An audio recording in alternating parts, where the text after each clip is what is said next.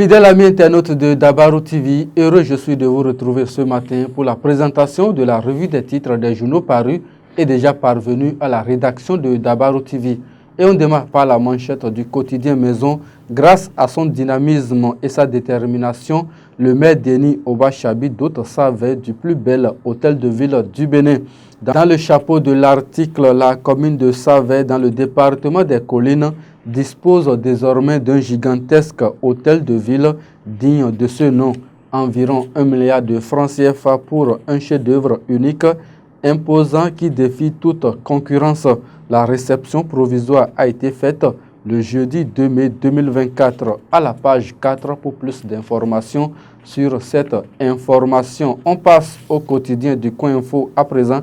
À cause de l'inflation autour du maïs au Bénin, le vol des farines devient récurrent dans les moulins, nous informe Alfred Adjomagbossou ce matin. Présidentiel au Tchad, plus de 7 millions d'électeurs ont marqué la fin de la transition. L'œil du Bénin à présent, enquête d'agents faciles des jeunes béninois prêts à tous les rituels, s'exclame Daniel Kouagou ce matin, parrain de la journée des étudiants de Matéri à Parakou. L'honorable Barthélemy Kassa à l'écoute de la jeunesse. Le quotidien de Aboubakar Takou ce matin, réaction propre et légitime pour la dignité nationale. Talon saisit les deux grosses boules de général Tiani. Niamey va comprendre maintenant que c'est avec le cerveau qu'on réfléchit. Un autre titre du quotidien ce matin, échange avec les acteurs politiques et la jeunesse du Koufou. Le porte-parole du gouvernement Léandre Wilfried Mbedi éclaire sur les réalisations majeures du gouvernement Talon. La boussole ce matin, projet Pipeline Expo Niger-Bénin.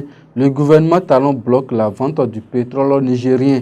54e réunion annuelle des directeurs généraux des loteries à Cotonou vers la redynamisation de la tranche commune. Entente d'IB Info ce matin, cherté de la vie, code électoral et vie du parti Les Démocrates dans la 8e circonscription électorale.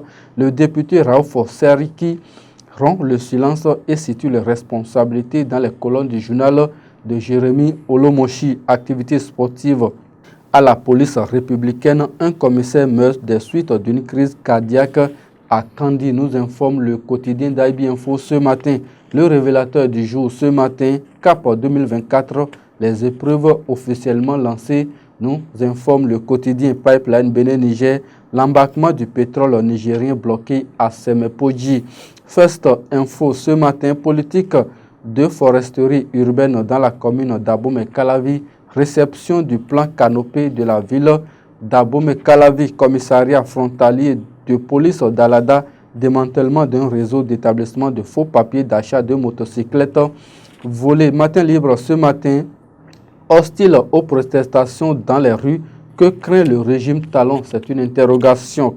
Tangueta, une marche pour exiger la lumière sur une série d'assassinats dans cette localité. Le journal de Charles Toko ce matin, station terminale du pipeline Semepoji au Bénin, l'embarquement du pétrole nigérien bloqué. Les raisons sont à lire à la page 11 du journal Le Matinal.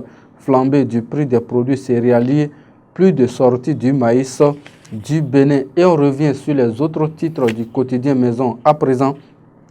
Production et valorisation d'aliments poissons au Bénin.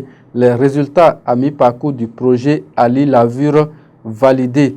Festival des arts culturels de Sinandé, le plus grand événement culturel de la cité des Bonakone, arrive, nous informe le quotidien Maison, en provenance du Togo. 569,12 de faux médicaments saisis à Matéri.